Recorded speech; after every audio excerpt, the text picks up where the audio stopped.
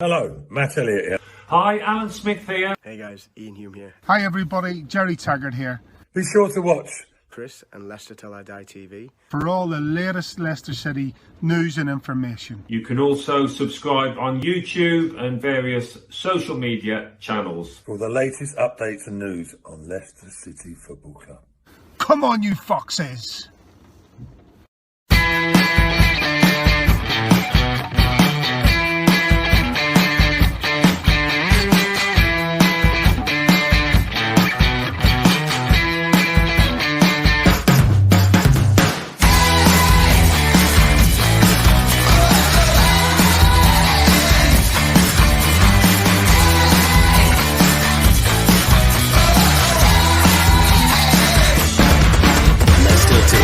TV, your first choice for everything Leicester City. Tune in and join in now.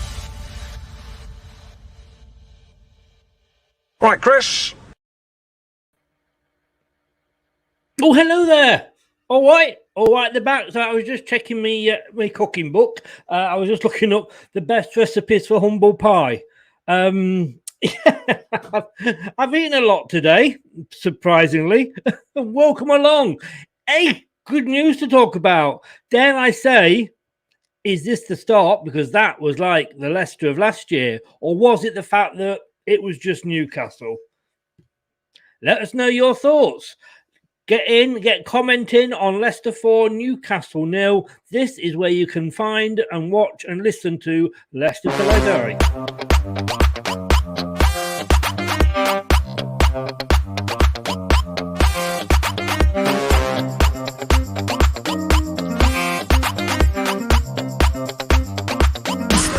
Watch us on YouTube. Listen on your favorite podcast platform or ask your smart speaker to play the podcast Leicester Till I Die. Subscribe, like, follow, and join in now. Indeed. Let me just show you this. Bet you've not had anybody say that to you for a long time. Just look at this beauty. The 4 looks absolutely amazing, but the 0, a clean sheet. Now, was it the fact that we were absolutely good, or was it the fact that Newcastle, be honest with you, new manager, as Brad always says, you can't polish a turd. But then again, we did struggle against Norwich and we couldn't beat Burnley. So let us know what your thoughts are, please, because I would be. And I tell you what, I'm going to play. It's been a long time since I played this. Let me play this for you. Yes! Oh, God. Oh, I'll have what she's having. It's been a long time since I've had one of those. And of course, I do mean the win celebration. Well, actually, thinking about it, maybe not. It's the post-match show with Chris and Brad. It's the Premier League post-match show with Chris and Brad on Leicester Till I Die TV. Well, it would have been if my browser had decided to play the clip. It's the Premier League post-match show with Chris and Brad on Leicester Till I Die TV. Strap yourself in because we're set up, switched on, and ready to go.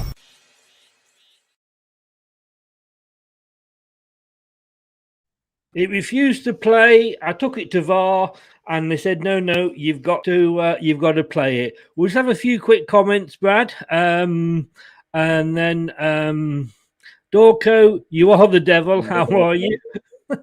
That's not very nice, is it? Facebook user, fantastic win today and thoroughly deserved. But before we get carried away, let's put it into perspective. We played against a very poor Newcastle side that are currently second from bottom. Let's see if we can replicate that performance and keep a clean sheet on Thursday against Tottenham. If it goes ahead, Facebook user, if it goes ahead. That said, like I said in the intro, we couldn't beat Burnley, who were third bottom at the time, and we only just and I mean only just managed to get a win against Norwich, who were bottom at the time. So, and you can only play who's in front with you. Who's in front of you, sorry. You can't blame Timothy for that back pass. He must have been shocked not to see Schmeichel rooted to his line. Hadios, good evening, sir. How are you? You're a new person. Haven't seen you before. You are most welcome. Much better. Yep. And then you went on to say, much better performance.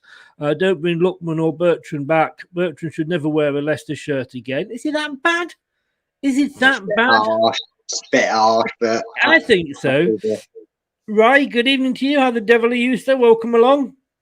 4 goals, a clean sheet, and an academy debut. Yep, bring on Spurs. Yeah.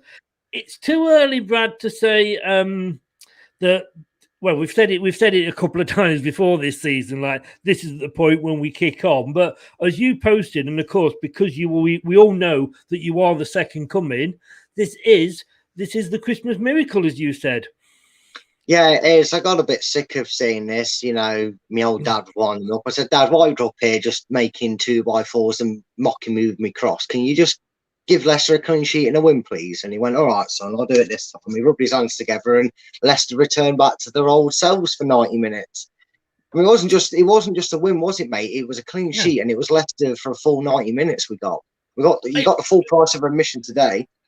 Totally was. I mean, I never. I feared the worst when Evans went off, and he obviously didn't feel confident in playing either Bertrand or Thomas in that central role. So he brought Ndidi back, and we know he can do that. I was a bit worried at Bertrand going off, but B, I'm thinking they're going to get a penalty now. Ndidi's in defence. Yeah.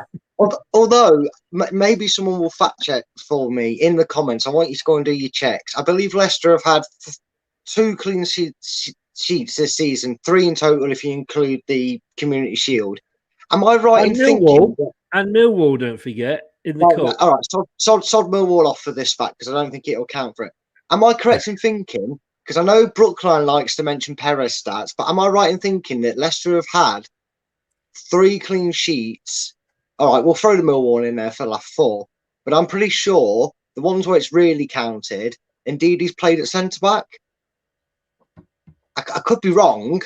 Well, I could be wrong, but I'm pretty sure with the injury to Evans, he had to start at, and Fofana, he had to start at centre back in the Community Shield.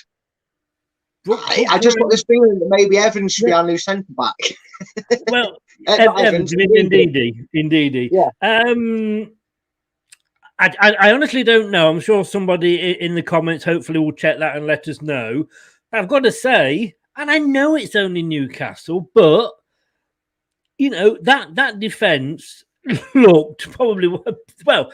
We know it's the best because they kept a clean sheet, and I'm not going to sit here and say if it was only Newcastle. We only just beat Norwich. We couldn't beat Burnley. So, and we can only play the team that is in front of us. They've got a new manager. It said on Sky before the game, they've got the new managers concentrating on their defence. They've been playing better in defence. Really? Did we lend you our defensive coach? And I never felt really threatened during that game. No, I didn't, and it was very nice to sit there and actually watch a Leicester game without nerves jumbling all through my stomach and down I had nerves up until 2-0, but they went after that.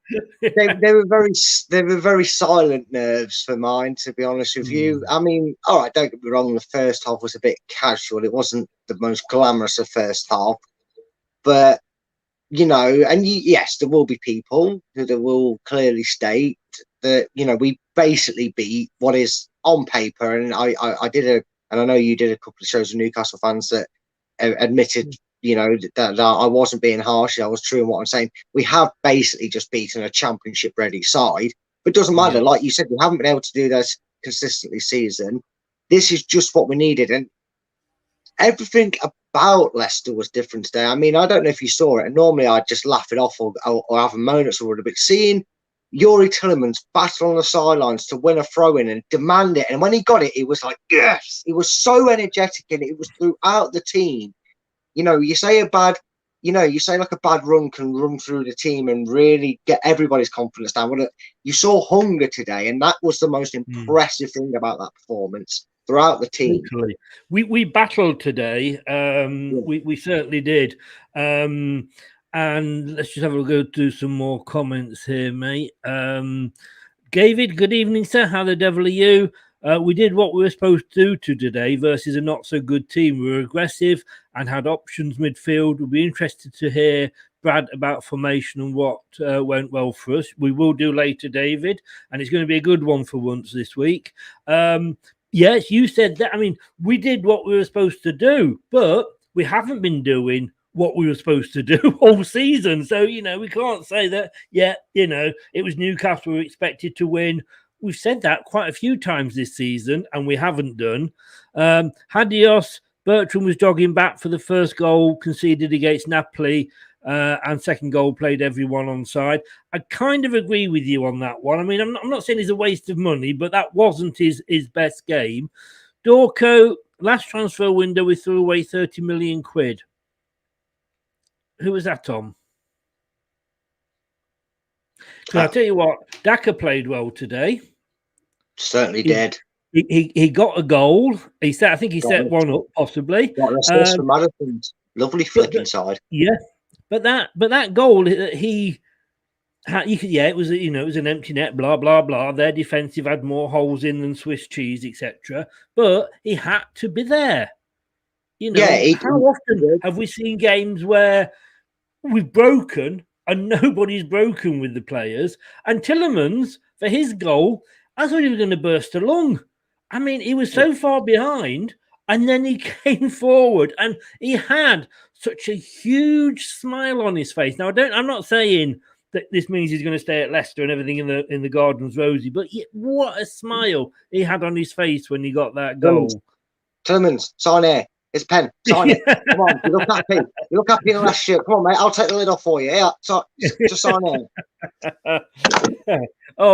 We are going to miss him if he goes. We're going to miss him when he goes, mate. Let's face it. It is a case of when he's such a good quality player. He's never going to be here when he's 34 playing for Leicester for 10 years. But this is why I always say when we discuss these sort of performances and players, we have to, as fans, enjoy these moments and remember them because they don't stay forever. This is it. And I will say to Hadios here, and I do respect your opinions, and like I say, I agree with the one probably about Bertrand, but you are definitely having a glass half empty afternoon. We have been the last, 4 or 5 games, probably since Watford, or is it 2 or 3? I don't know. But apart from Watford, it's probably been 4 or 5 when we've been totally miserable post-match and sat here, we've lost again. We're playing. And I tell you what, we didn't play it around the back as much. All this, in fact, I've got to be honest with you. Casper actually kicked it out, but when it went out in their half, so there was no danger, and there was none of this. What we've been screaming for, isn't it, mate? Yeah, and we've got, we had a throw in a halfway in their half that didn't go back to Casper either. We actually learned that we know which way we're kicking, and we remember to do that at half time. Brookline. Hello, Brookline. How's Perez today? Good evening, sir. I feel threatened every time the ball was passed back to Casper. The tactics in that part of the field have not changed, but it has. Honestly, Brookline, as I respect it, but I'm going to disagree with you on this one because I just saying to Brad there that there's going to be times you have to pass back to the goalkeeper. If there's no options for you and you're being closed down, you pass it back and then the goalkeeper can hoof it up or gives time for other players to move into position. And that was, I think, for me, I don't know about you, Brad, the difference for today. And where in the past we've sort of been, like we joked the other night, Sorencho's played more passes than anybody else in the Leicester team. And we all know that, 90% of those were back or across the field, back four. But today, those when we were passing it back, it felt part of something. It didn't feel like, oh God, it's gone back again. Like I say, it wasn't going back from a corner. We've had that plenty of times this season. Again, and to a degree, I can see why Brookline does make the comment he's made there, because in the first half there was still murmurs from the crowd. You could feel the crowd in a game that was edgy. You know, Newcastle, yes, they got a win last week, but they're still in, you know, they're still going up the creek without a paddle. And we weren't really, I think we were so cautious today to get through that first 20 minutes, because how many times have we come on here over the last 17 or 18 games minus Wolves, have we pretty much sat here and gone, we've conceded from a corner, or we've conceded early, or and we were a little bit slow still on the ball in the first half. And again, I will cover this, and I will prove the issues that have been you know, sort of solved. But I do see why Brookline has said that it's still a bit of an issue, because it did take a while for it to become free-flowing football from Leicester, but them issues do look to be taken care of to a point, especially our defending from set pieces, which again I will touch on what changed today from comparison from other games. I mean, you did a couple of Newcastle shows. I did a couple of Newcastle shows yesterday, and on both of those, I'm not saying the Newcastle fans were cocky. They were far from cocky. I remember when we played them the second game last season, when they stuffed us. Well, they were 4-0 up at one point and beat us 4-2. No way did any of their fans think that they would get 3 points that day, because we were still riding high in the top four, and they were so, no, you're going to beat us, you're going to beat us. And I kind of got that they were sat there yesterday going, no, we're going to beat you. You're not playing well. You're conceding from corners. You're this. And it was almost like a total. I messaged the guy and gone, role reversal. It's almost turned it around completely.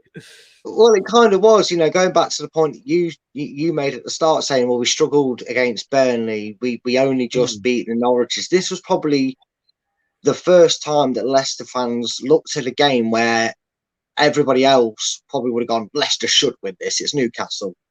We know all too well from results of this season, this was probably the first time we played an opposition of that caliber, and we were sat here before kick-off yesterday, and probably right up until the, you know, from the final whistle of Napoli game, where we was going, oh God, this could go wrong. If this goes wrong, what's that going to do to the mentality of the squad? What's going to happen if we lose this game? Will that be it for Brendan if we get beat badly? And all these things, and they never, thankfully for Leicester, they never came to fruition today, because everything that could go did go right. Normally, I'm saying the opposite, but today it was very good. And honestly, I don't care about the standard of the opposition. I really don't. No disrespect to Newcastle. I don't care that we've just beat a Newcastle side that everybody could beat. We needed to beat them today. That was the key. The word need. We needed a performance, and like I said, it's the you know, we beat Norwich, but there wasn't a performance there. We got away with it with VAR, but you can only play what's in front of you. We know this season anybody in the Premier League can beat anybody else. You know, Rogers says, "I'm pleased to come off a tough week. The European game and a clean sheet and score 4 goals. Our attacking play has been good, but we needed to tighten up in defence. On losing Johnny Evans again, and we'll come on to that later, injured. It's been our season, really. We've suffered with injuries, and it's been a huge challenge for us.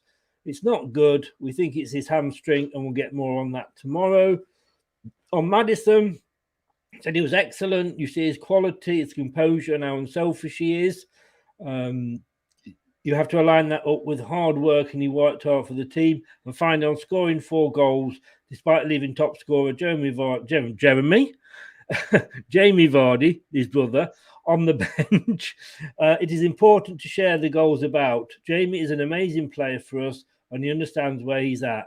He'll be fit and ready and fresh for Thursday. And that's the thing. Maybe we are finally seeing now that as we're changing players around, we are actually getting to a point where, you know, we can change and we can get away with it. I mean, that starting lineup.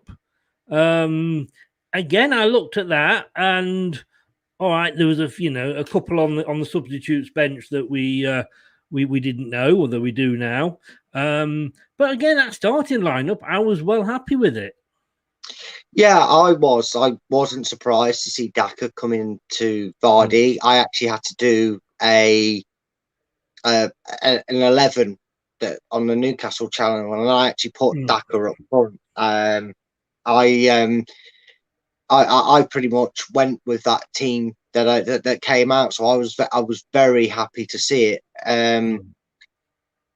So it was a good starting 11, and for the first time, like you're saying, about 4 or 5 weeks, we're sat here saying, and the 11 turned up realistically, because there hasn't been a game that we've lost this season that we've looked at the 11 and gone, yeah, well, we had 7 first team players missing. These youngsters haven't kicked a ball at first team level. It was really difficult to expect them to, I remember a couple of seasons ago when Ian Atro was in the cold, and I think we played West Ham. I believe I can't remember if we drew or beat them in January it was, but we had like 4 or 5 players out, and we were playing players that barely kicked a ball in the first team, players we'd even forgot were still Leicester players. So to see the comparison throughout the years and where we are now and what we're able to put on the bench and what we're able to bring into our team, it's nice to see them finally turn up for this season in a performance. And a complete 90-minute performance. I think that's definitely, I would say that's our first 90-minute performance of the season. I wouldn't argue with that, to be honest with you, Brad. Not at all. Let's just catch up because we were falling. I'm falling a bit behind with the comments here. Dorco, 60 million we spent, and only good one was Daka for 27. Samore, sorry, I'd argue Samore. Samore played brilliantly coming on for Evans after 6 minutes. Can I be honest with you? You took the words out of my... We're agreeing too much today. We couldn't agree the other day. Now we're totally agreeing. Strange, yes.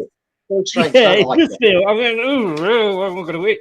But no, I played with man boobs then. I thought he played well. I mean, obviously he went into midfield with Ndidi dropping back, but he did brilliant. JB, that performance wasn't good at all. Still Rodgers out, but I'm happy we got the win, and I want Rodgers to get us back to our best. I mean, again, JB, football is all about opinions, and you are certainly entitled to yours, and you're more than happy to let you say them on this show. But I can't, personally, for me, I can't agree that wasn't a good performance. Yeah, JB, look. Again, your opinions on the manager, everybody's entitled to it. People are going to be out, people are going to be in on the manager. No issues with that at all. But the performance wasn't good at all. Clean sheet, 4 goals, connecting midfield, look back to our best. What more do you want, mate? Yeah. If you can, honestly, I'm looking forward to Chris reading it out and reading it myself, mate. Honestly, I want to hear why you felt that wasn't a good performance. Maybe you're saying it tongue in cheek. Maybe you're open to reel me and Chris in, but you comment a lot, so I doubt it. Can you please tell me why winning 4-0 isn't a good performance? Just let us know, mate. Maybe we can have a bit of back and forth over it, because that's. And if you want to come on, JB, message me and I'll send you the link. Brookline, Daka should be on the halfway line on corners. I'd have to ask again, Brookline. Why? You got to add on to that, Brookline. Jeff, good evening, sir. For the first time for a while. Sorry. So unless he's talking about defensive ones, so we can clear the ball to him and he can sprint past them like Roadrunner. Possibly. Well, yeah. Let us know, Brookline.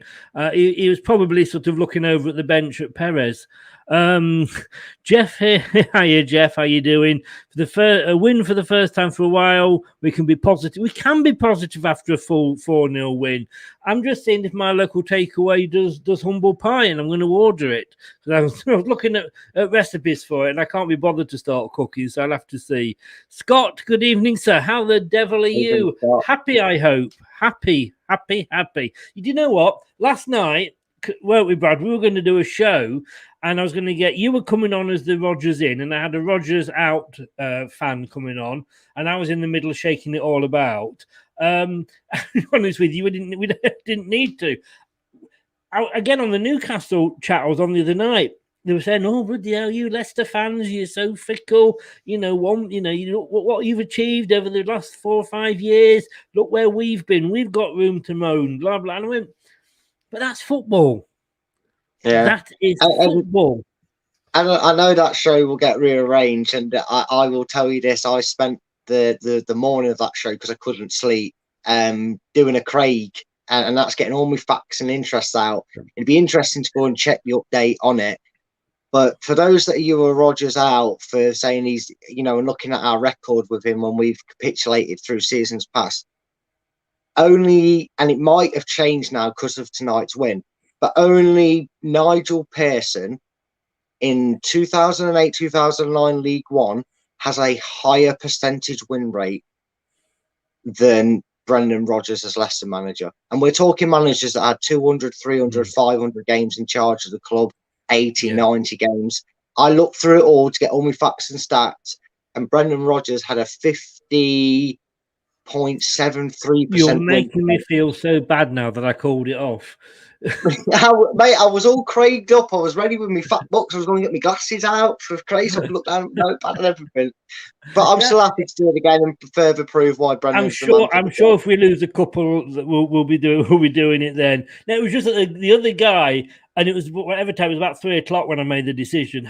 He said he was in all day, and I messaged him at 8 and said, right, we'll do it at 5 tonight. And he never got back to me. And that was why, because I thought, oh, we're going to have this. It won't be worth doing the show if we've not got an out person on. But good evening, Scott. Anyway, B. Crum, hello, how the devil are you? Welcome along, sir. Look at the Irish. Everything goes down, and indeed he goes to centre back, and all of a sudden our defensive problems are solved. Clean sheet. Maybe we should. No, I'm not going to say it. Hadios Tillemans is a born winner. I mean, he had a great game today. He was up there for me for a shout for man of the match. And to be honest with you, I think, and you can't, we do tend to think that these players, the best players we've got have got to give an 11 out of 10 performance week in, week out. None of us go to our jobs if and when we had one, if we haven't got one at the moment. I certainly didn't go in every day, give an 11 out of 10 performance. Not that I didn't want to, but circumstances, whatever prevailed. So as bad as he was, and I don't think he was good against Napoli at all, and I thought he was rushed back, today, again, more humble pie for Mr. Forian, please. Dewsbury Hall has great effectiveness, driving the ball forward for out attack, showing promise. I thought, again, had a good game. Yeah, he did. And maybe that's been the missing key. I know a lot of us, and myself included, don't think that Samore and Ndidi can sit in the same position. We had the same issue with Mendy, didn't we? A lot of fans suggesting we can't play the two together. It turns out you can if you put Ndidi at centre back, but on a basis, it was nice to. I think Leicester need that other centre midfielder to kind of have a bit of a looser shackles. I know he got back and did some fantastic defensive work, but I totally agree with that comment. You do need that driving force, and I felt that when Rodgers played Tillemans there, he was restricting getting the best out of Tillemans because his main focus, whilst his defensive and recovery work is great, his main focus and the way you get the best out of Tillemans is to have him driving forward. And that was the big and telling point today, that he was able to do that. Yeah. Book line, Newcastle players don't care about going down. We can take the 3 points from the game, but nothing else. I think playing devil's advocate, I think any footballer, they've got that pride that they don't want a relegation on their CV. They really don't. And yes, they may get, as in Harry Maguire, in a way, it kind of kick-started his career going down. Had they not gone down, Hull might not have sold him. And I don't know the other guy's name that Liverpool signed, but same thing. Andy Robinson, yeah, from the Hull defence. But so yeah, I do think they care about going down. And if I was one of those players, whether apart from possibly St. Maxim, I can't think. Apart from that, I think all those players, if we go down, we might not be here next season. Yeah, because there's quite a big possibility. The owners can sort of just cancel them off and say, right, we're shutting. We're cancelling your contract. Here's your money. Are you going to get your money? And thank you very much. It's pocket money for them.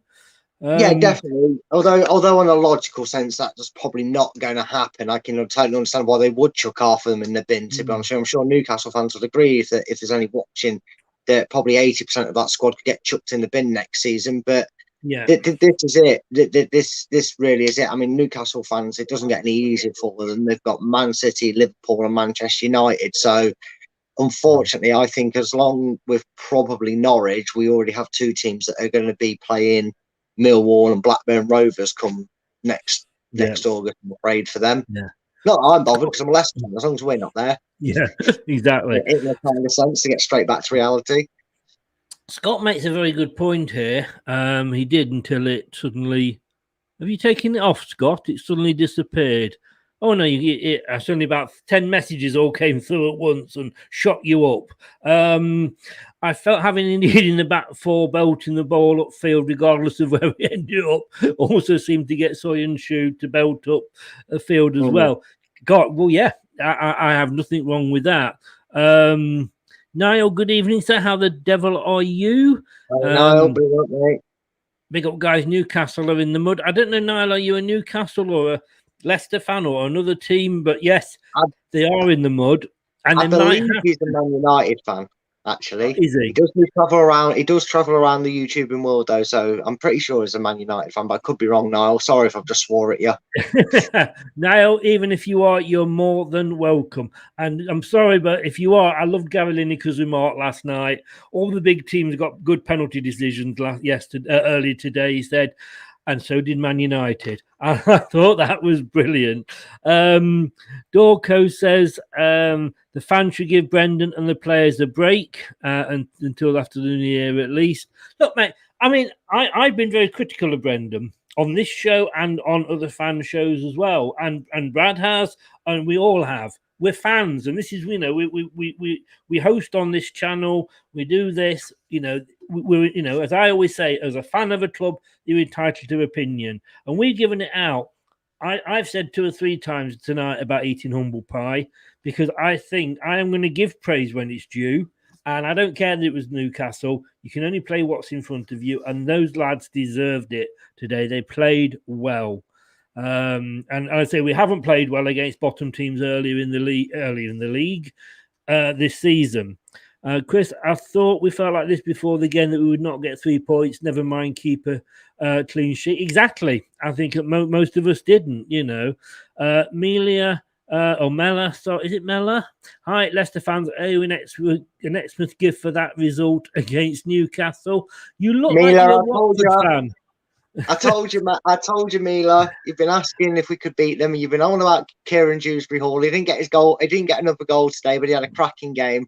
I know your opinion. Well, I can presume from that shirt that you are a Watford fan. Yeah, Mila is a Watford fan. Nobody, I know that's probably not you, but nobody would wear that other than if it's a football. It's an awful shirt. I'm sorry. But yeah, you can send us a £5 in the post. Patty, make a donation via the super chat in the channel. I'll take a £5 off you, mate. Just remember that.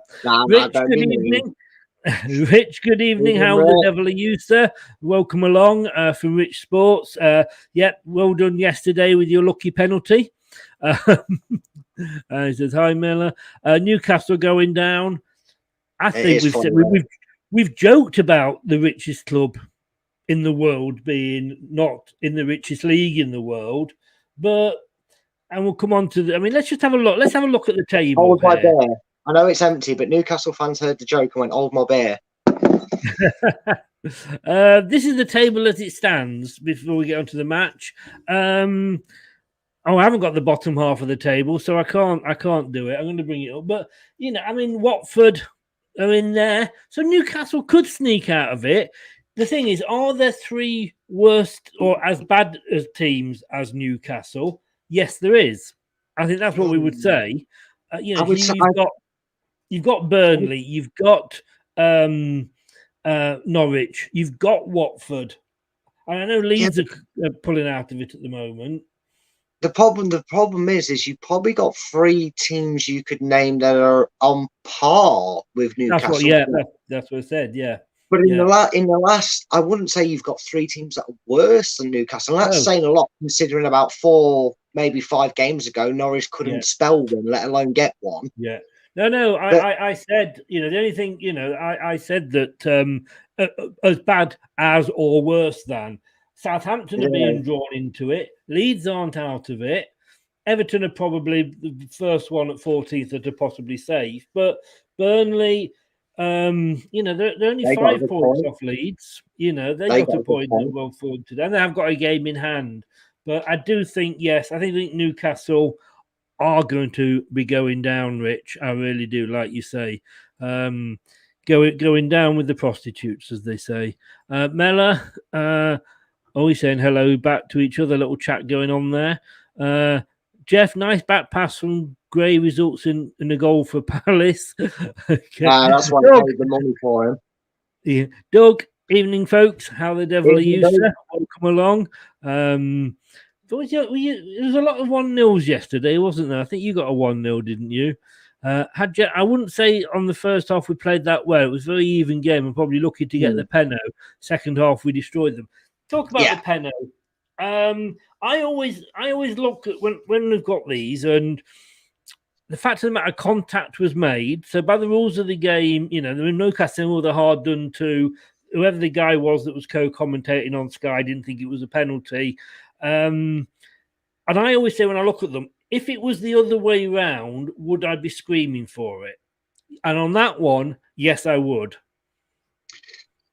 I'm inclined to disagree, to be honest with you. I think the reason that penalty ultimately gets given is because you've got people looking at that screen going, he kept his leg there. Because Maddison does go down easily. We do have a discrepancy with Maddison and how easily sometimes he can go to ground. He is clever at winning free kicks for us because he does get targeted. He does get squeezed out. But if Lascelles doesn't keep his dangled leg out, Maddison gets booked for simulation. I think it's a very, very harsh penalty, and I try and be as honest as I can when it comes to these things. And if that was in our box, I'd be going apoplectic at a penalty being given against us. But you take it, these things happen in football. We've always had a discrepancy with VAR. We've always had a discrepancy with penalties. At the end of the day, what matters is we took advantage of it, and that broke Newcastle's mentality, and Leicester pushed forward with it, which is something they haven't done before. No. We got the lead, and we moved on from there. Normally, we got the lead, and we let them equalise. But to me, it was a penalty all day by the letter of the law. Whether that law is correct or not is another matter. But I would have been, had it been the other way around, I would have been screaming for it. I've got to be honest with you. Dorco, it was mentioned on Sky. Tillemans pumped his fist just for winning a throw-in.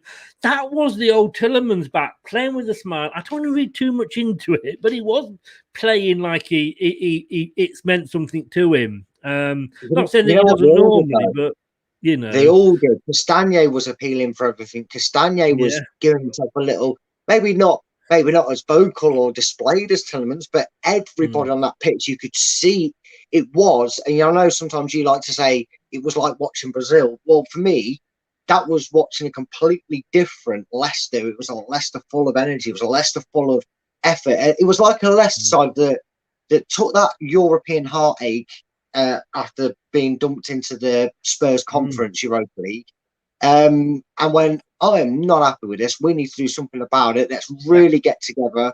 And it was like having the band back together in a sense, wasn't it? It was like a school reunion, wasn't it? Literally, it's probably, and I'm going to probably get shot down for saying this, but first time I've seen proper passion. Like you say, just from Tillemans for fist pumping to getting a throw in, it's almost like they're saying, God, we've really embarrassed ourselves getting knocked out of the Europa League. I mean, let's get our proverbial sorted, as they say. And now I've kind of calmed down. At the end of the day, we thought we were going to go through in second anyway, but it was the toughest group. To say that on the last day of the last game, any of the 4 teams could have gone through. That's how tough a group it was. So I don't think we should sort of necessarily beat ourselves up over it, and not with the season we'd been having. Brad, a quick question for you here, mate. Did you get to the chemist today to buy some condoms? What? No. That's No. Well, Doug's saying he's looking forward to tonight, so I'm just thinking you better make sure you got some condoms, mate. No, a bit of man love going on here. Yes, there is definitely no bromance after the way he kicked my ass on the quiz last night, but no, I'm on his prediction show, so yeah, if you're a big fan of hearing me waffle on about predictions, because I'm doing really well in that, then yeah, check us out on that tonight at 7. So yeah, I'm looking forward to being on it, mate. Anthony, good evening, sir. Big up to you as well, and good win for you at Arsenal. None of us predicted that. Bcrom, was that Fofana on the pitch? Apologise, it was indeed. I couldn't tell the difference. I tell you what, I saw Wes Morgan in the stands, and I thought, bloody hell, give him a pair of boots and get him on. Well, you couldn't argue with it. Can I be honest with you, Anthony? I didn't actually see it live. I did go on and watch it. And I don't know, because normally with on Richie's show, they're quite tough questions. I don't know whether that was your excuse, Brad. But I did fast forward to the end, and I'm like, I can't even send him commiserations, because that was just a 9-0 a Leicester Southampton match. That was honestly, mate. I've got to give all the credit to Doug, because some of the questions I could have been there for an hour and not got the answer. Doug was just. Man is an understatement, and big up to you, Ankit. Yeah, go Ankit. Madison man of the match for me, guys. We'll come on to that. I'm just going to go through these, and then should we maybe debate the fact that Madison's doing more than the £100 million man at Man City? I really rate Madison. Those Fofana Chelsea rumours won't go away. How strange as Mrs. Chris's rant? Nothing to rant about, apart from, say, me eating too much humble pie. Cheers, Ankit. Yeah, let's smash the likes. Thanks for reminding we're third, Chris. I predicted you to win, Ankit. What are you doing? It's between Newcastle, Norwich, Burnley and Watford. I agree with you. Everton are still losing 1-0. Scott says it was a very soft penalty to concede. I don't know whether you get a soft penalty or hot. To me, a penalty is a penalty. If it's a foul in the box, a penalty is a penalty. They would have been given before VAR, as the ref did every day of the week. Julie, good evening, Julie. Oh, sorry, Jules. Sorry, Jules. I should have gone to Specsavers. We're now top 6 if you look at goal difference alone. Ours is 0. Good vibes ahead of both Spurs and Arsenal. -1. Well, it's nice to be on top of them, isn't it? As the actress said, whatever. Scott, for me, it was lucky with the Madison penalty. As before contact was made, Madison already looked to go down. Look, Madison's only doing what any other person in his position would have done for their team. I don't, you know what I mean? Salah would have done it for Liverpool, Greenwood or whatever for Man United. Should we be looking at blooding through more youngsters and dropping some players? Perez, for example, when you have the likes of KDH coming through and Luke Thomas progressing, well, we know they have been doing, haven't they? Dorker, the last time I bought a condom was in 1979. I think you might find it's past its sell-by date now, Dorker, if you haven't used it. Maybe don't use that one, mate. Jeff, good evening, sir. How are you? Right, we're going to have a look at the game itself in a bit more depth. And obviously, we've also got Brad's tactics coming up. But we will be right back after this.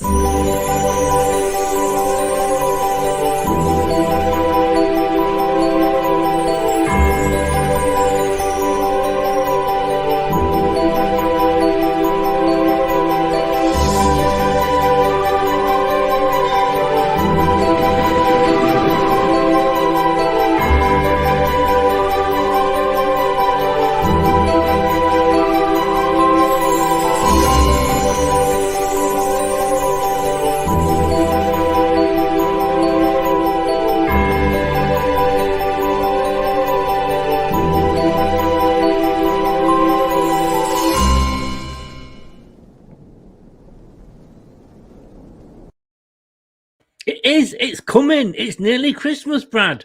Your birthday. It is. It's near there. We've had a Christmas present. We've had a Christmas present tonight, haven't we, mate? That's the early Christmas. Sorry, that was a bit longer than normal. It gives me a chance to rearrange my underwear. So 1-0 at half time, and then we just went for it, didn't we? Yeah, and it's probably something that Leicester fans have been frustrated not to see. There's been a fair few games this season where Leicester have found themselves in front, and then they've needlessly allowed their opposition back into it. And then there was that panicky 3 minutes in the first half stoppage time when we couldn't get hold of the ball and we were throwing bodies in front of it, which was absolutely brilliant to see from our defensive line today. Despite Rodgers' comments saying due to injuries and everything, he hasn't had a collective time to work with absolutely a full squad on changing our defensive mantra. You could see the changes today. Again, I'll go more into it like in a minute or two. But yeah, it was really pleasing to see us throwing the bodies in line and getting into that half time with the advantage. And then, we've really put our foot on the accelerator, and you almost felt that belief with the way it continued that once Leicester got that second goal, which they did early on in the second half, that the state of Newcastle at the moment, the opportunity to steamroll a team was there for the taking, and thankfully Leicester managed to do that. And again, one thing that I'm glad that's not changed about what Brendan's brought to Leicester is their ability to find the net 4 times in a game. That's the third game, I believe, this season when Leicester have scored 4. If I'm right in thinking it'd be Watford, Manchester United, and tonight Newcastle. So we still have the ability to be and Spartak Prague as well. Spartak. Oh yeah, sorry, in Europa League, but in the league still. I mean, still 4 results in 3 of them. I'm being pedantic here, mate. Sorry. You're being Pedaka, is what you're doing. You're being Pedaka. Yes, yeah. Talking of Daka and talking of Barnes, but a lot of people who are criticising Barnes. Oh, he always shoots. He never has he never passes when people are in a better position. Well, I'll tell you what, that was an excellent pass. I mean, Daka was like a Chelsea player being in Leicester's defence. He was there. He'd bust a gut. No defender around him, picked out perfectly. I thought he'd missed it because he didn't hit it first time, but he didn't. He put it away, and that's what we paid the big bucks for.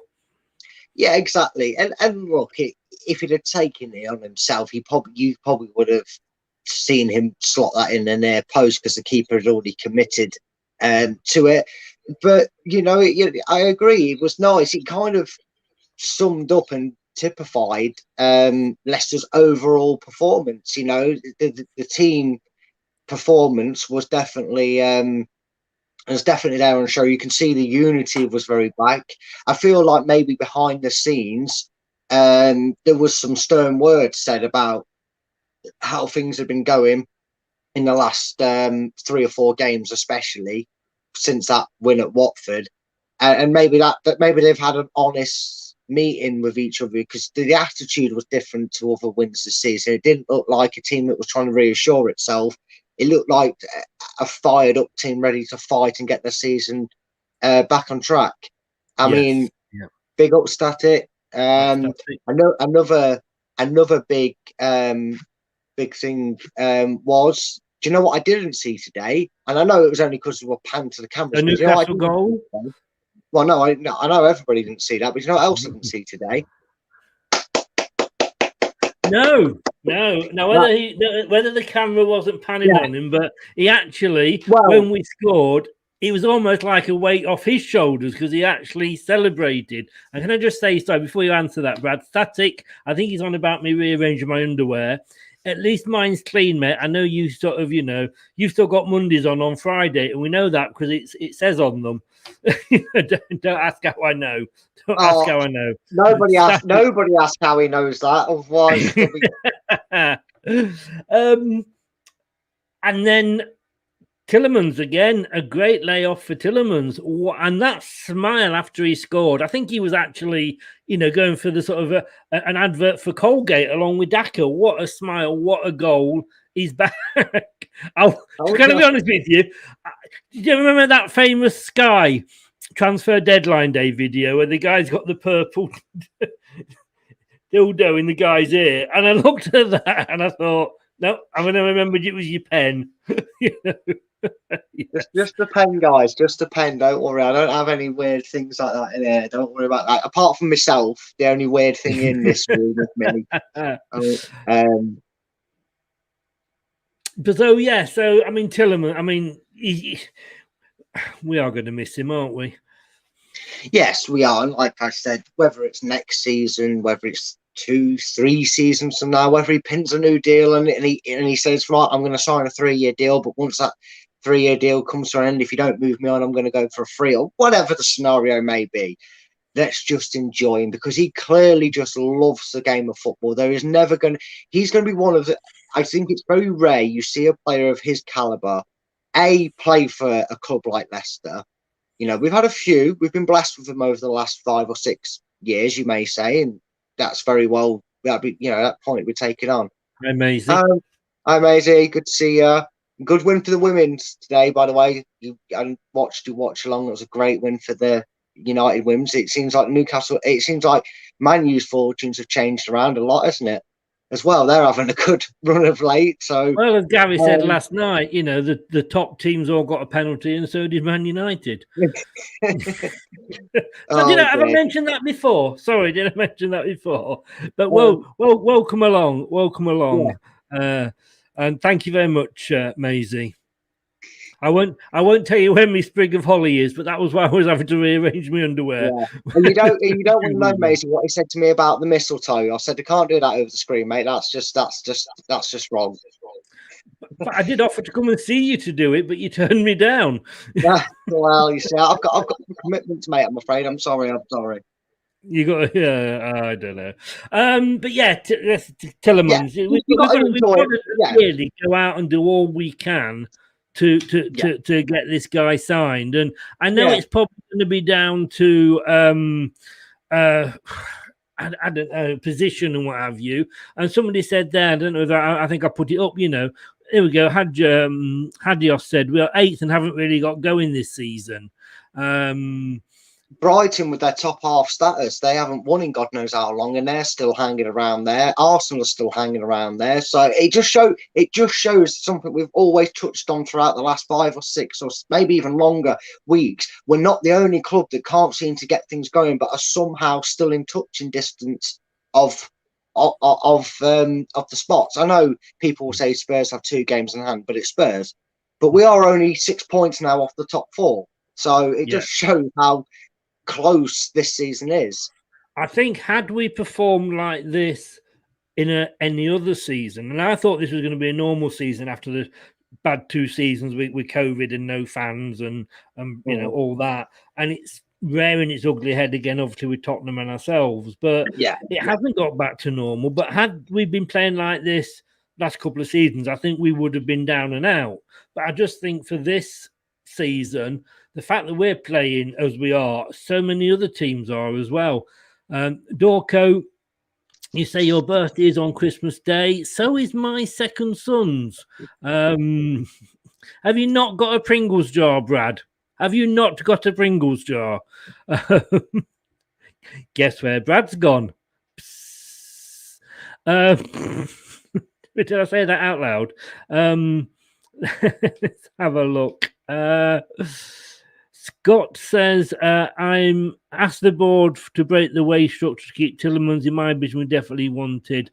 I agree. We've got to do what we can to keep him. But I do believe that if we don't get Champions League this season, he will be going. I mean, whether you like Man United, Liverpool, Chelsea, Man City, whatever, you know, we don't. You know, I don't mind him going to Man United because they'll probably pay over 100 million for him. But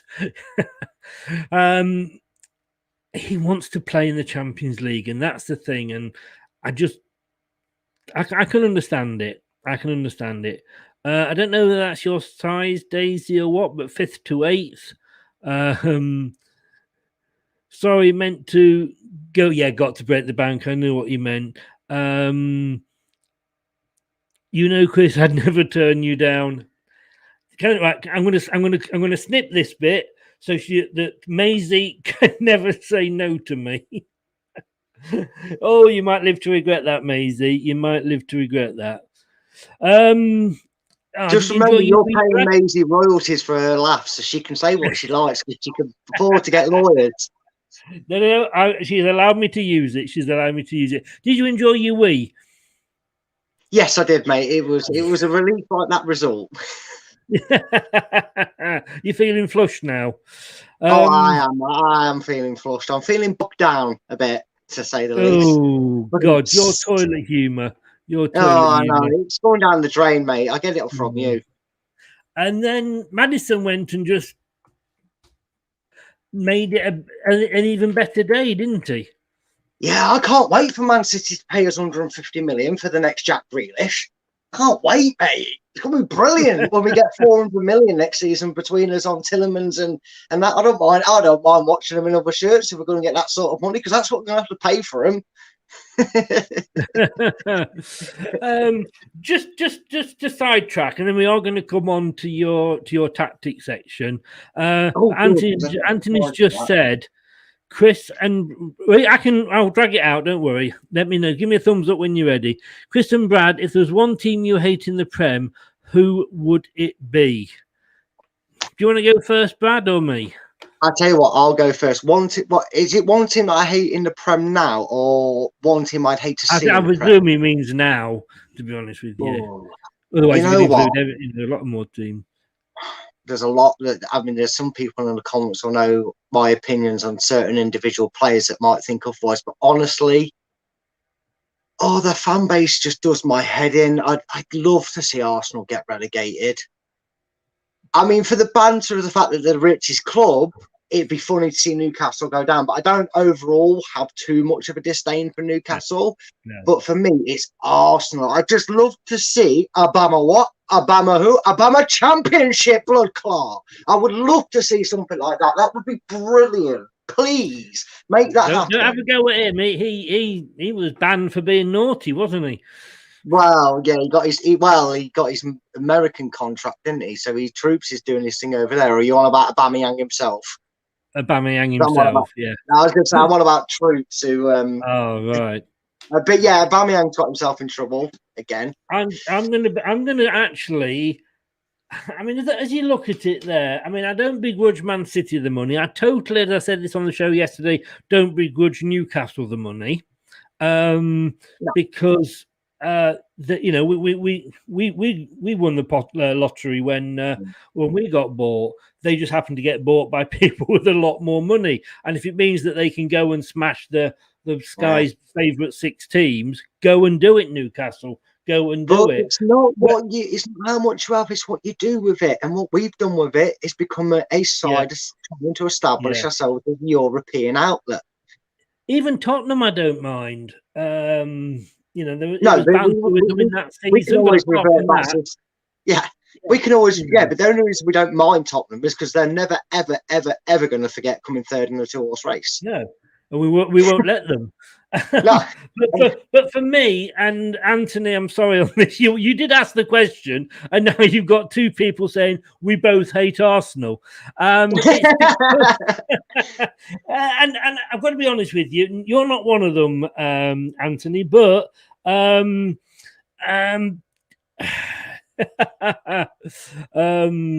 can I just? I'm just going to ban a few people here and give them timeouts. Who's on Santa's naughty list? Who's been saying naughty things and getting? I don't know, but it's funny that you got 2 people have come on saying exactly the same thing. Let me just. And I don't know. I'm not even going to watching people. There's no need to be rude to people in the chat. I can't see it. I don't know what's being said, but whatever you've been saying, you don't remember. You get cold in your stockings. Be nice. Be kind. Anthony, I am sorry. I have actually blocked you in error, so I apologise. But poor Anthony. Poor Anthony. What are you an Arsenal fan? I'm sorry. He says though. So I apologise, Anthony. You're getting it both barrels. I'll teach you. You need fanning for that. Get Yeah, in the naughty he says corner. You're on Fantasy Nautilus, Chris. he doesn't dislike Leicester. I never used to mind Arsenal. What used to annoy me was Wenger going, "Oh, I never saw it," you know. But then again, maybe he was defending his players. Yeah. But Anthony, you're a lovely Arsenal fan. If I could choose not to relegate Arsenal for you alone, I wouldn't. Yeah. But it's just on the personal of certain Arsenal fans, mate. That's what I'll say. Realistically, I'm not bothered who goes down as long as it's not Leicester. In total honesty, mate, don't take what I say. Take it with a pinch of salt. I didn't mean to hurt your feelings, Anthony. And I didn't mean to put you on a timeout. It's all very wrong for the poor lad.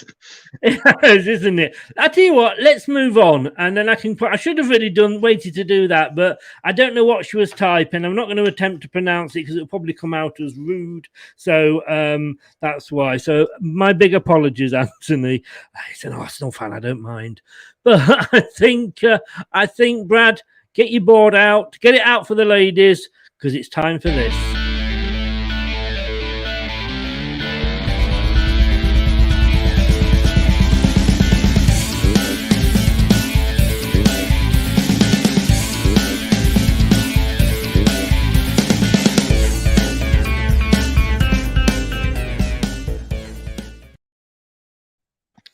And Brad, are you with us?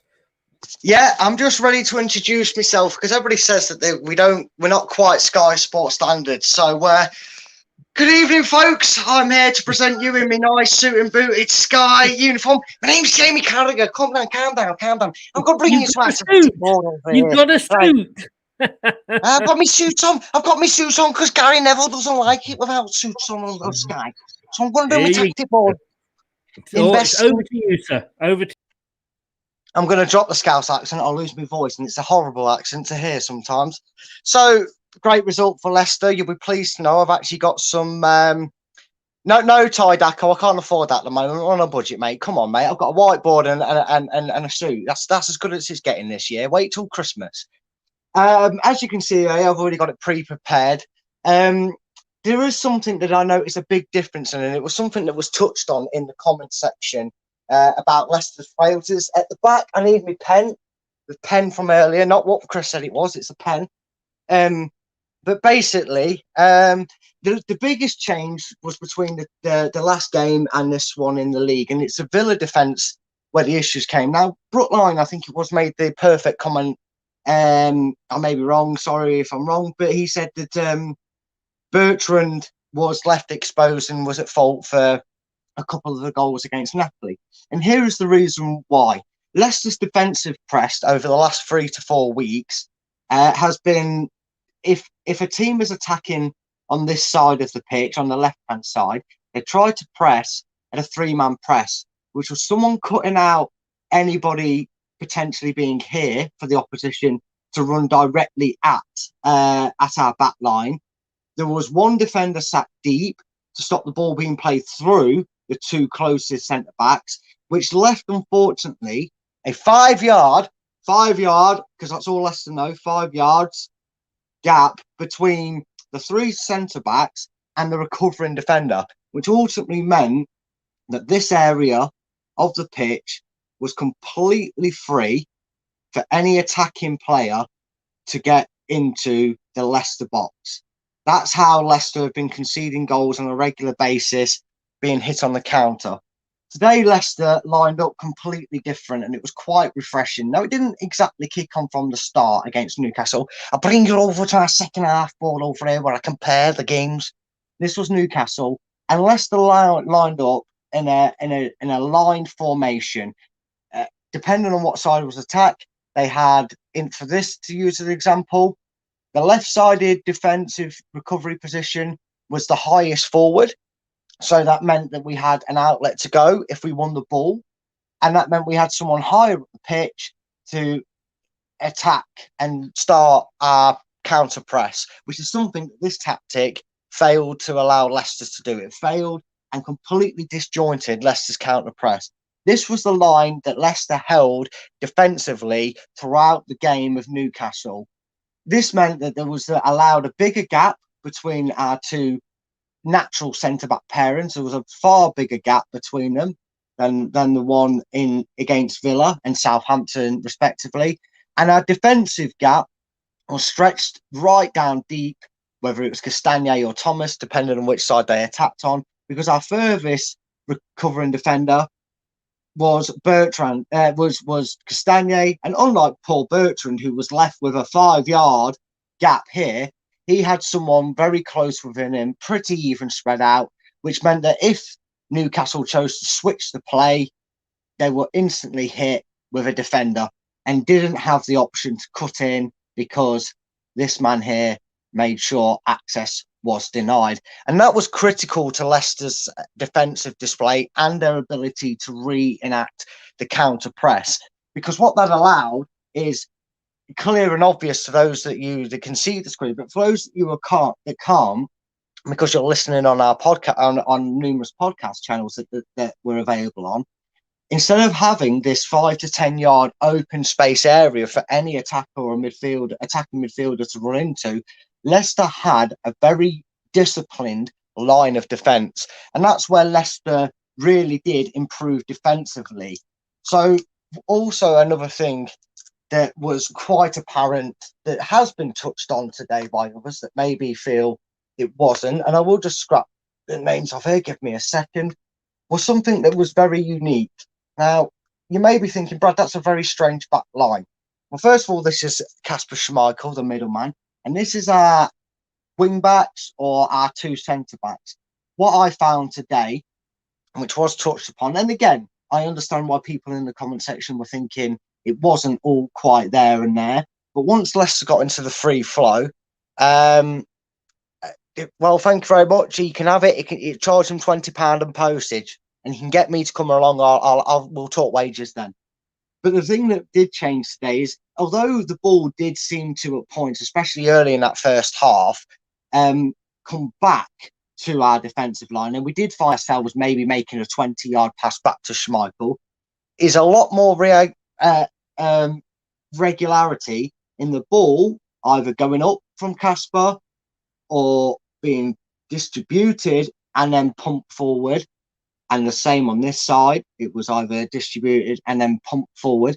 So like Chris stated, that if the ball did get waywardly kicked out for a throw-in, instead of having to deal with a ball going askew out here and Castagne not being able to run onto it and Newcastle having a throw-in inside their own half, they were losing the ball 10 yards inside the Newcastle half, which meant Leicester could hold that shape. That diagonal shape that I just showed you was only eligible because Leicester were losing the ball in their opponent's half. And anybody who knows anything will tell you it is a lot harder to start a counter-attack against a high-line defence in your own half than it is winning a throw-in 20 yards. You saw by Tielemans' celebration the eagerness to make sure that Leicester, whether it's from a throw-in or by keeping the ball naturally, that it was theirs. It was a blue shirt that was picking up the ball to throw it forward. We weren't having to defend sporadically with a quick throw-in taken against us at the edge of our box. We dealt with absolutely everything. And all that left was absolutely what we'd been screaming out for, which was the press that Leicester had throughout the field could do its job naturally. It didn't lose its line. We weren't losing key men to sit back in the defence and then have them exposed. We kept throughout the game a perfect back three line, which, unless it was on a defensive measure, became a back four line. We had the perfect movement from defence to midfield to attack. One noticeable thing about Leicester today as well, in the forward sense of thinking, was the inclusion of Daka and the difference between him and Vardy. Now, the one thing we all know that Daka and Vardy have in common is that they are a very similar style of attacker. They get the ball, they sit on the last line of the defence, and they use their pace to the full advantage. We saw it with Daka's goal, that he kept up with play, and we saw it with his assist, that he got himself to the edge of the box with a lovely flick an understanding to know where Maddison was going. He didn't just play it into nowhere. He knew Maddison was running to them areas. So it was absolutely brilliant. Here's one thing I did notice today, and I wonder if anyone else actually noticed it. When Leicester play with Harvey Barnes, they tend to press the defence. If you say that this line here is the defensive line of our opposition, we found that Lootman or whoever it was, Perez on the right, and Barnes and Jamie Vardy especially were pushing in a verted V. Jamie Vardy would be the one pressing the goalkeeper and the centre back in the box, and these two would be pressing the nearest outlet to them to try and win the ball. And although that might seem like a very positive approach, today what I actually noticed was we did to other teams what other teams have been doing this to us. And we went, okay, then you've got your 3 here, you've got your 3 defenders or your 4 defenders here, your midfielders are here. Your Newcastle's defence and midfield had the same issue that Leicester had been had. It was quite literally roles reversed. There was probably a 15-yard gap between Newcastle's midfield and their defence. And Leicester sat right in the middle. They were stuck in the middle with you, right? And they kind of went, well, go on then. What are you going to do? Because they couldn't suddenly get in behind Leicester and leave Leicester short on numbers because they weren't close enough for them to push the ball past them and run past them. And there was no way, and they did do it, and this is what cost Newcastle, is they tried to then attempt, when they couldn't find a way to make these 15-yard passes, to kind of push forward in the hope that Leicester would make a mistake to make these 15-yard passes. The discipline by the front three today was absolutely phenomenal. No matter who it was in that front three, whether it was Harvey Barnes or whether it was Dewsbury Hall pushing out wide so Maddison could go back into the middle, whether it was Maddison or Tillemans in that role, or whether it was Luke Thomas while, Harvey Barnes shuffled into the middle of the park. The front three played the phenomenal line. They left Newcastle in a stick or twist situation at the back. They didn't know whether to attempt the luxurious pass and hope it didn't go wrong, which on numerous occasions for Leicester it did, which is why Leicester really punished Newcastle, or whether they felt they could hopefully slowly etch their way forward and pass it around to then eventually get in behind Leicester. But even when them moments did come where Newcastle slowly pushed forward and they slowly came towards the Leicester back line, attacking line, what happened to these midfielders is all of a sudden, and I'm sorry I can't distinguish it, I'll use these markers to distinguish Leicester players. Newcastle's midfielders were suddenly met by Leicester's midfield of Barnes and Tillemans and Dewsbury Hall and Maddison. Were suddenly, Leicester had 6 attacking minded players going, you've taken too long, where are you going with it? And every time that happened, Leicester regained possession of the ball in a dangerous area, something they haven't done for weeks and other teams have been doing to us. And it was so refreshing to see that clearly Brendan Rodgers does listen to my tactic boards, because the things that I've been screaming out for us to do has finally paid off. It was, like I said, it was almost like Newcastle played Leicester and Leicester played like oppositions have against us. And that's really where Leicester won the game throughout the 90 minutes, Chris. Back to you in the studio, Neville. Back to you, mate. I can't do a Gary Neville accent. We'll let you wipe your board down. That sounds wrong in so many ways. And we'll be back Have you straight been after naughty this. or nice? Oh, behave. Yeah. Yeah, baby. Yeah. Oh, it is Christmas. It's coming. I know Santa. Yeah, all right.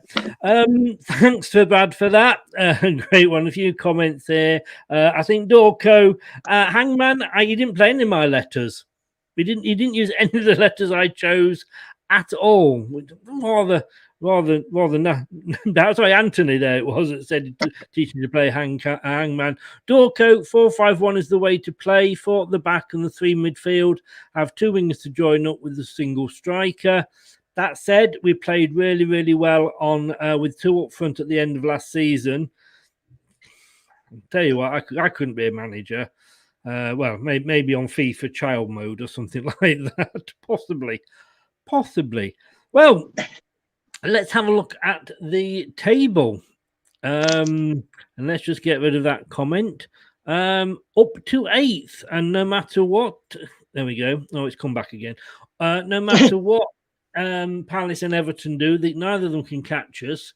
It's all looking a bit better, Brad. Yeah, it's a funny old game, isn't it? Football. It just shows how quickly it can change. I mean, you know, you lost your rag, I lost my rag over the space of 2 weeks. We were going from me trying to cheer you up and tell you we was only X amount of points off to you trying to do the same for me. And now we're sat here looking at that table going, oh, well, 3 points off European spot, 6 points off West Ham. Tottenham have got to win the 2 games they've in hand. So, we know Tottenham, but it's still, it's points on the board. Points are on the board, and that's what I'd always sooner have points on the board than games in hand. I don't know about you. Yeah, exactly, mate. I've always been a bit of that. I've always said there is no point going into the league games, especially at the end of the season, and go, never mind. Oh, yeah, well, we're 4 points ahead of Tottenham. Oh, no, actually, we're 2 points behind because they're going to win the games. We don't know. We've seen it, Anybody that watches our prediction show will know that all 3 of us have predicted some wild accusation scores, and they've come to fruition. So, and yet again, we've gone through another week where we didn't get somebody. There was one game that nobody predicted the result of. Anthony, I'm sorry, it was the Arsenal one. None of us went for a win for you. We've got to do it by the end of the season, surely. Jeff says, thanks, Brad, for watch that segment. I'm still clueless. I have to watch it back, to be honest with you. He loses me, but it sounds very good. All joking aside, Brad, it is excellent, and you sum it up a lot better than I do. Now, this is, I'm not saying here that fans aren't fickle and don't necessarily know what they're talking about. But let's have a look. Who would your man of the match be, Brad? Give it to a number of them. Could have give it. I think obvious for it stand out. Could give it Maddison. Could give it Tielemans. He could give it Kieran Dewsbury Hall. You could give it Daka for his goal and assist. So many vital contributions. Heck, you could give it Ndidi for stepping into Evans' shoes and commanding the back 4. You could give it for his goal on clearance. Yeah, this is what oh God, my mind's gone blank. The gentleman that does the stats for Alan Bennett. Alan, that's it. Alan has gone. He's gone 8 for the manager and the team, which is fair enough. And man of the match, James Maddison, which I would agree with. But it could have gone to Tielemans. Sky gave it to James Maddison as well. What I was getting at there, though, guess who the Leicester fans have gone for on the BBC website? I already know this, and I understand why, because it's lovely to see it. They've gone for Casey McAteer, who was the only one to get over a 7 on the ratings. And I saw that myself, mate. I was reading the report on the BBC Sport, and I noticed that Casey McAteer was given player of the match. I've never seen a player get player of the match for a 5-minute cameo before and barely touching the ball. But you know what? Credit to our club and its contingency to bring players through that are our own, because I agree totally. And had he come on never having played before and played a Sterling thing and maybe got a goal, but no, it's 7.49 man of the match. No way. Yeah, you came on for 5 minutes, McAteer, but it was certainly not a man of the match performance, which kind of makes makes the whole thing that whoever wins that is meaningless, really. I'm sorry. Yeah, I'm sorry, Casey, but Yeah. No, again, congratulations to Casey on his first appearance in the Leicester first team. It's very well deserved. We've seen with our contingents of youth that he's earned that position on the bench to be even considered to come on. And you know what? It's also nice. It's probably really helped him that the game was dead and buried, and there wasn't a case of bringing him on because we were desperate to throw something at the game that has a bit of no fear about them. Don't get me wrong. I'm pleased to see these players coming through. Where would we be without Thomas and Kieran Dewsbury Hall and Harvey Barnes at the moment? But I just don't agree with the man of the match. But totally was brilliant to see him come on, and brilliant to see him, coming through. He's one of our own. Is he one of our own? I think he's. Yes, I believe so. He's a local lad. Well, look, it's all been good talk. Shall I kind of piss on the parade a little bit? No. Yes, I'm going to anyway. Because this is what's coming up, guys. If it goes ahead on Thursday, and I believe Tottenham might be asking for it to be cancelled, but of course Leicester might as well, because we could get worse before we get better. But Tottenham are due to play us on Thursday. We've then away to Everton in Scousland on the 19th. And I think we might as well stay up there, because then we're playing Liverpool in the the Carabao Cup on the 22nd. I'm feeling a bit more confident about that than I was. And then a small matter of Boxing Day, we've got our normal Christmas opponents, Man City, and the 28th, Liverpool again. And to be honest with you, Norwich on the 1st. We played Norwich early in January before, and it all kind of went wrong for us. Let's hope lightning doesn't strike twice. But if you look at that for too long, it does get a little bit scary, doesn't it, Brad? Yeah, it does. But then you look at it maybe through a different scenario, and you think, look, all banter aside, Spurs is going to be a difficult game. I'm quite thankful that's at home, to be honest with you. I fancy our chances a bit more to get a positive result out of that. And Everton are in turmoil, and we've said this before. What we need to do now is make sure this isn't a false dawn, because if you can get 4 points out of our next 2 games, and then that's 7 out of 9, I kind of think, as much as I'm an advocate for silverware being silverware for any club, no matter what level they're at, I feel that maybe we will see Casey McAteer get more minutes against Liverpool, because if anyone knows, I'm pretty sure Jurgen Klopp won't be going full strength for that unless he suddenly feels that Liverpool can't challenge for the title and he wants some silverware. He usually disrespects that competition. In fact, I've got quite a disdain for Klopp and his attitude towards cup competitions. It was clear to me when he went for the Cash Cow Cup in December when they won the league over the Carabao Cup, which was disgusting. I still stand by that statement. There was no reason he couldn't have played a very strong team throughout, enough to beat who they had in them competitions anyway. But I feel that would come at the right time, because the last 2 seasons Leicester have had the issue that they've not had a game where we looked at it and went, that's where we can maybe give a Tillemans, a Maddison, or a Vardy a rest. And our improvement in our recruitment has also paid dividends to the fact that maybe we could look at a Bertrand or a Vestergaard and a returning Ricardo, maybe by that time, hopefully, I don't know, but maybe a JJ plays, maybe Ward plays against Liverpool in that cup, in that EFL Cup game against Liverpool, and then we've got a fresher, more stronger and sturdier 11 for them Liverpool and Man City games that come in quick succession. Charlie, you say you saw that. Yeah, indeed. We did win a game of football, like that, the one we won at Wembley. Who did we play? It was in the English Super Cup. Oh, some northern team, I don't know. Charlie, you on thin ice. Then, and Arsenal, come on, mate. You've had a couple of good wins. You'll all be Arteta out again in another 2 weeks.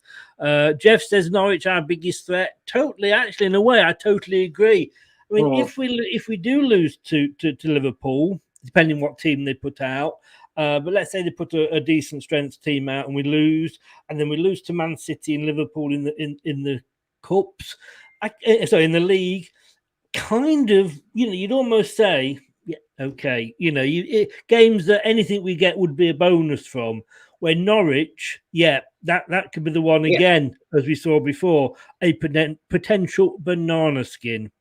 But again, if we come out of Tottenham and Everton with, like I said, positive results, being 4 points from them games, irrespective of both teams' form, I think if you can do that and then kind of have performances against Everton and Man City, because that's one thing that last season and the season before that really rocked Leicester season was not just losing to Man City or Liverpool. It was 4-0 defeat. It was, a 3-1 defeat.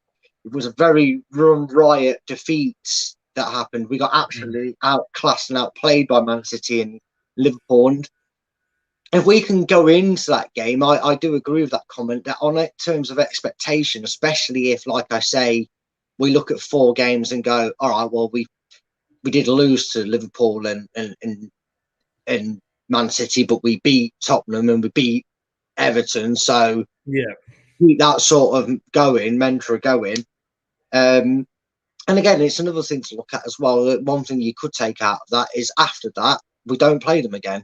We don't play Man City again. No. I know obviously we'll have Liverpool again, but you start to tick off teams, and then you remember your West Hams, your Arsenals are all playing each other in probably more difficult months, because you can recover from maybe back-to-back defeats to Liverpool and Man City, knowing you've only got to play one of them again.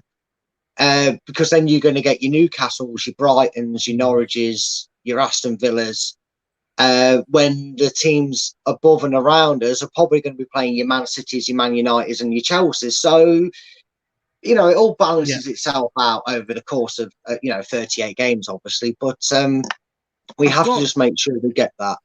Yeah, I've got one big question for you, and we'll get to that straight after this, because this is what is coming up next.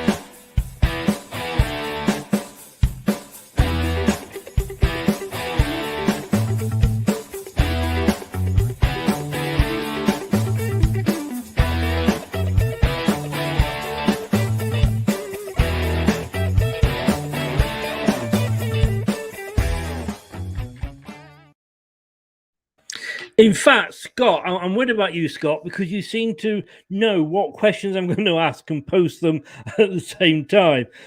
But last couple of seasons, and it was mentioned on the telly, we've always had a good first half of the season, and then post-Christmas, when it was for COVID, we obviously don't play as well. Are we going to change it round this season? Are we going to say start playing in the second half of the season?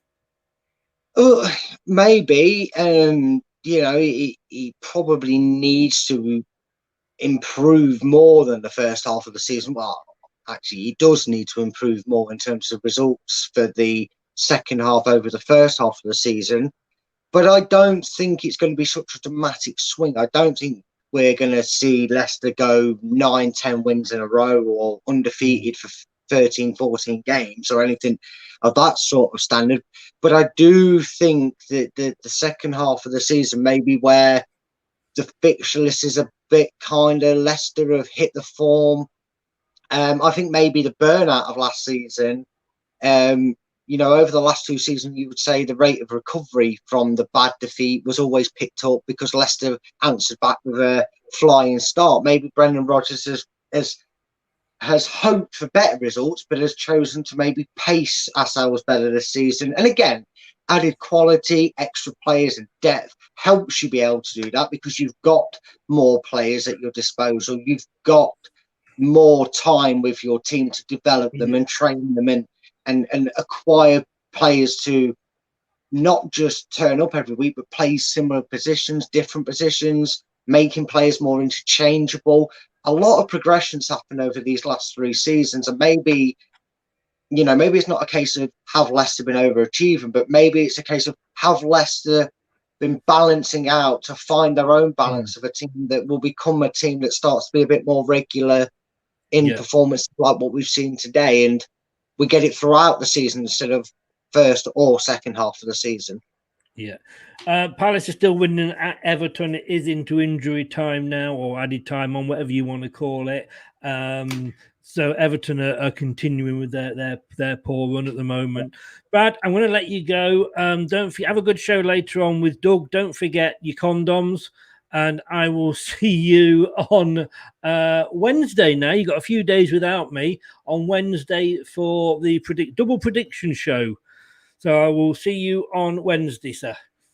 Yes, I will see you all Wednesday. Thanks everybody that's commented. It's always great to have an interaction with you, and do what that bar says at the bottom that Anthony's just covering up. He's defending it better than Arsenal's defence. But do hit the like button and do subscribe to the channel, because Chris does great work, and it's not just me, Chris, and Craig, the whole show together. The whole responsibility does go to you, Chris. So thanks. Well, for you do come on and talk sense, which is something I would not be able to do. So well done. Thank you for all your support, and good luck in the show tonight. Like I say, make sure there's no holes in anything. I will do, mate. No worries. No worries. Take care, mate. All the best. See you later. Cheers now. Thanks to Brad, aka Jesus there. He does know his stuff. He does know his stuff, and always grateful for all the support that he gives me on that one. I've just realised, Anthony, I actually clicked on it on Friday, and it was Higgs and Hibbert, or Higgs and Herbert, something like that, the show, and I didn't realise that was you. You're looking old. Well, let's be honest with you. If you were 16, you'd look old next to Charlie, wouldn't you? You know, we've got him. He's about well, I know you're not Charlie, but you look about 7. You know? But it's only because I haven't got my youthful looks anymore. Palace have just gone 3-1 up apparently. Jeff, thanks very much, mate. Glad you enjoy it. My thanks to everybody that has been in. My thanks to Scott, Jeff there, Anthony, Dorco, Charlie, who joined us at the end. Still beat you at Wembley, Charlie. I'm just looking now. That's going a bit further back up. Thanks to me, because I commented as well. So next week, what have we got next week? Scott, thanks as well. And Mella, it was a pleasure, and Maisie. Thanks to everybody for joining in and commenting. So next week we have a busy, well, yeah, it is a busy week because it's a busy month for the rest of the month. And we've got a small matter, I think like James Bond, a small matter of Christmas and New Year as well. So that's in the schedule all out. So on Monday at 7 o'clock, as you saw before there, we've got the opposition preview. I've got a Newcastle fan coming on. That could be interesting. Nothing on Tuesday. On Wednesday, it's a double header. We've got the preview show for Spurs with Jeff, and then we've got the double prediction show for the Spurs and Everton games. And then we've got the post-match show on the Thursday after the Tottenham match. Hopefully I can get Josh to help me out with that one, but he's struggling. And we've got Everton preview on the Friday. And if there's an Everton fan out there, the one that I know hasn't replied to me, so if you fancy coming on and doing a bit with the channel, that would be great. Let's just add one more comment. If I can get it up here. Thanks for the game review, Chris and Brad, especially good since we won. Hey, David, it's always nicer. It's always nicer when we win. And it's always nice when we win well. And I think that's the difference today. We won well. Almost like I've got my Leicester back. Am I tempting fate to say that?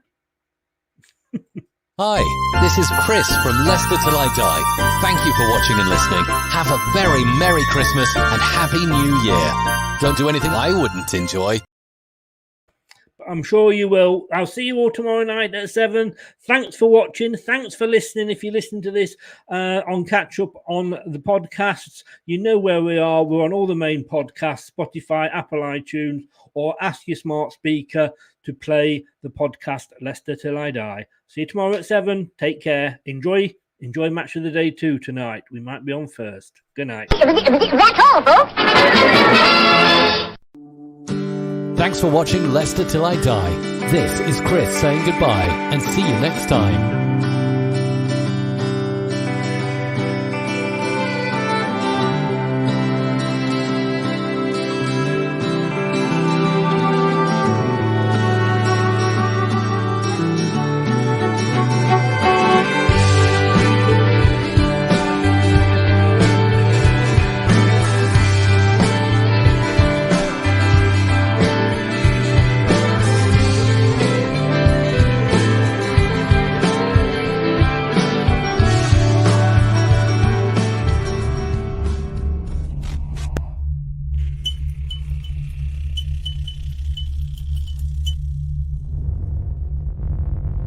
Some people are on the pitch, they think it's all over. It is now.